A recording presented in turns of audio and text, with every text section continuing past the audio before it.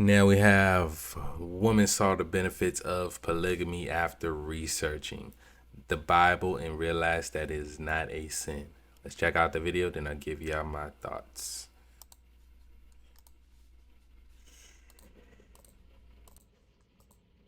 Went through great lengths studying because I just knew that somewhere in scripture it had to say that a man could only have one wife. I couldn't find anything expressly saying that a man could only have one wife. I saw things that might imply, but then again, I also found the same thing for polygamy, things that would indicate and might imply that a man could have more than one wife. All right, I started looking for pro-poly arguments just to see if I could argue against them. And really, the really strong ones that I found, I could not argue against. And I listened to the reason why these women wanted another wife in their family.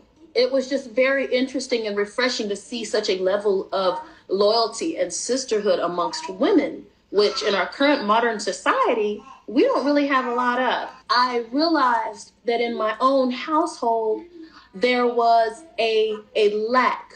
And so that's why I'm like, well, okay, I would like to have a woman around all the time. I would like to have a woman around the house who knows me. I would like somebody to share the cooking with, share the grocery shopping with, share the taking care of the children and all that kind of stuff. And just be really close with each other in a sister-like way.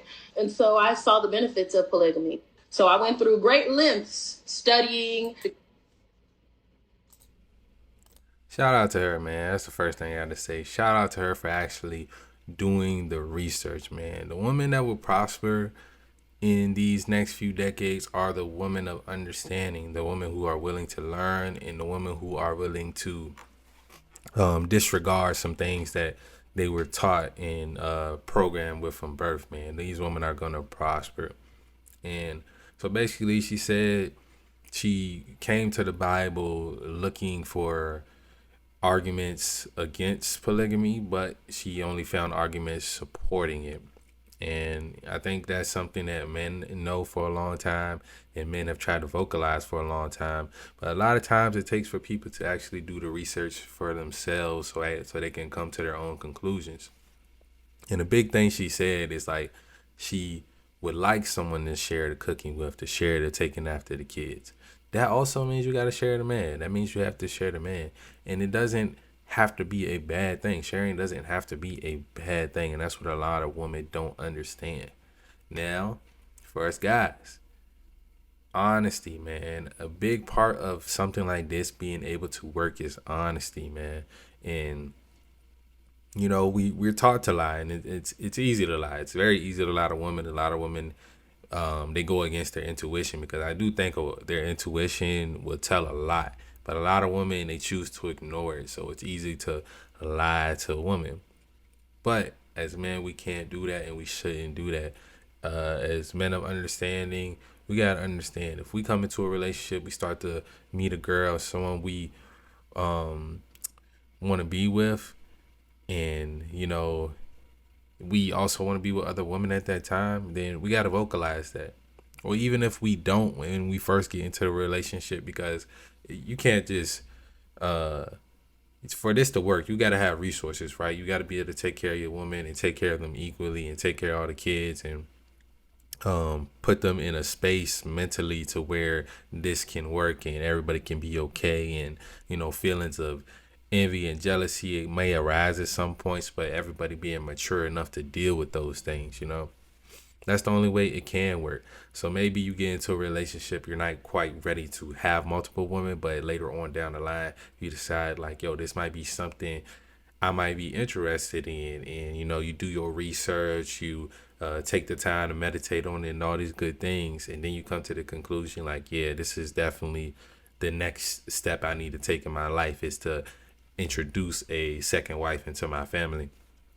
If that's the case, if that's what you want to do, you gotta vocalize it, man. You want volunteers, not victims in this life.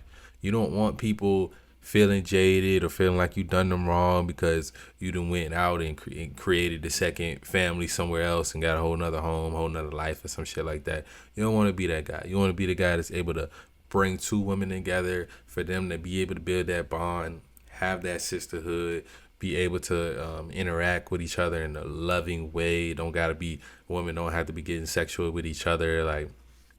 It's definitely an easier way to get into it if you do have women that are sexually attracted to a woman. But even then, I think that's like unnecessary. You don't need to have that, right? It can just be two women that have that sisterhood type bond. Because I'm not gonna lie, in our communities, especially America, Black community, a lot of communities around this world, really, the the art of sisterhood it's a long lost art. It's becoming something that's kind of disappearing. Women are competing with each other, and women are acting like men. Men competing with each other, battling against each other, being at odds with each other at sometimes. But men know how to have brotherhood. I always say women are bad friends with each other because they can't take criticism. They have to live in an echo chamber of everybody having the same sentiment about everything. If someone has a different opinion, they usually kind of outcast them, and they just not good friends with each other. Rather than masculine men, we know how to have those kind of iron sharpen iron type conversations to where we can make each other better. We can criticize each other. We can even be mean to each other and still come out the other side loving each other and still having that brotherhood bond.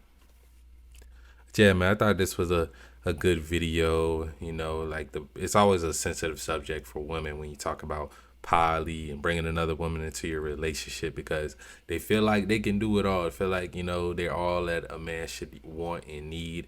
And we just look at history and look at great men, masculine men throughout time. That just hasn't always been the case. And when you don't, I'm not saying like you have to accept it, you have to live with it, but understand that man, it's a man's nature. He wants to spread his seed far and wide, and he wants to, like, he's never gonna not be attracted to other women. Now, a lot of guys can do have the ability to control this and not let that allow them to end up make them like cheat on their wife and stuff like that. But it does take a high level of self control to be a monogamous man. Yeah, that's all I got on this one. Get in the comments. Let me know what you guys think. As always, love y'all. I'm out.